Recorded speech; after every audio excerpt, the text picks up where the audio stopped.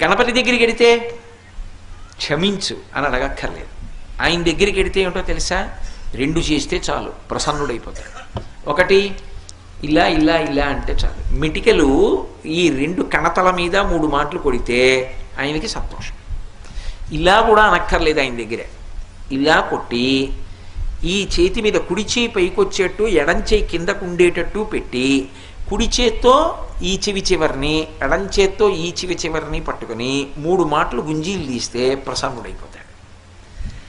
ఏమండి మీరు చెప్తున్నారు బాగానే ఉంది, కానీ అంత పరబ్రహ్మం విఘ్నేశ్వరుడు ఆయనకి ఎందుకండి ఇలాంటివన్నీ, ఇలాంటి పిల్లల చేష్టితాలు అన్నీ చేస్తే ఏమిటండి ఆయనకి ఆ సంతోషం అని అడగచ్చు మీరు. దీని వెనక ఒక మర్మం ఉంది.